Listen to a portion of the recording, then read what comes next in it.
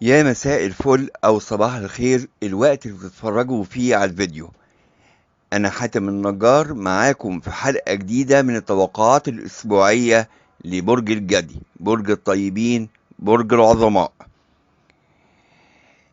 هنتوقع مع بعض من يوم السبت الموافق 13 إبريل 2024 لحد يوم الجمعة الموافق 20 إبريل 2024. هنتوقع مهنيا وهنتوقع كمان عاطفيا وصحيا. في بداية الأسبوع في احتمال شراكات مهنية، أنا بتكلم عن المهنة الأول.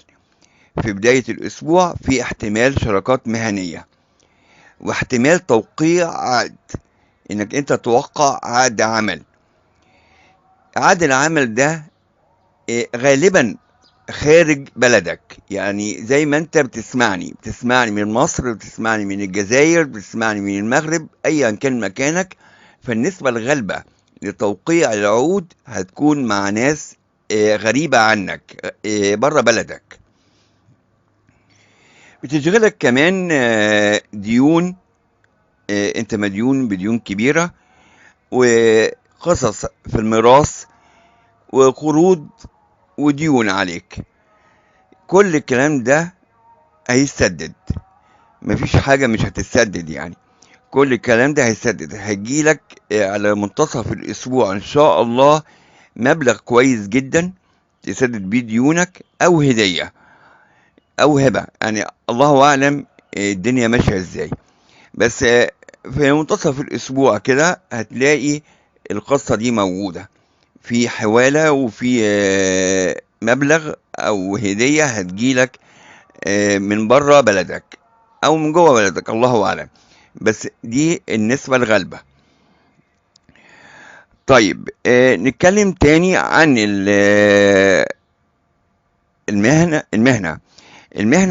انت معرض طبعا عشان توقع على العقد ده، معرض جدا انك انت تعمل اختبار، والاختبار ده مهم جدا، هيحدد بنسبة كبيرة قوي اتجاهك في الحياة، في المهنة، مستقبلك المهني يعني. نسبة العمل عندك تقريبا 82% فرصة النجاح، وفرصة النجاح في الماديات كمان هتوصل لل 81%. عاطفيا بالنسبة للمتجوزين، حاول بقدر الإمكان إنك أنت تمسك أعصابك، احترس من المشاكل، خليك بعيد عنها، ما تحاولش بقدر كبير إنك تعمل مشاكل، اعتزل ما يؤذيك. ده بالنسبة للمتجوزين، بس على آخر الأسبوع الدنيا هتبقى كويسة إن شاء الله.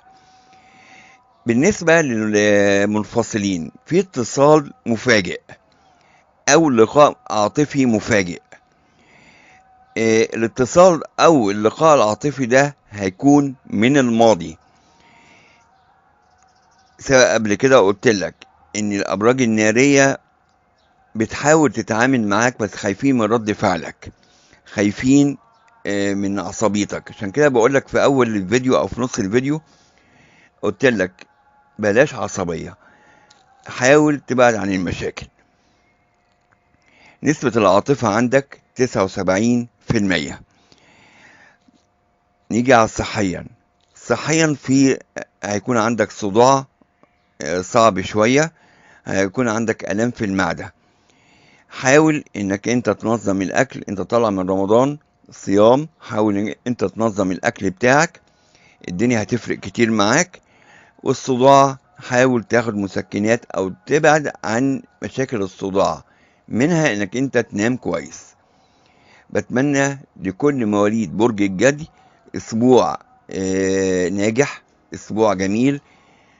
ربنا معانا ان شاء الله. كنت معاكم حاتم النجار.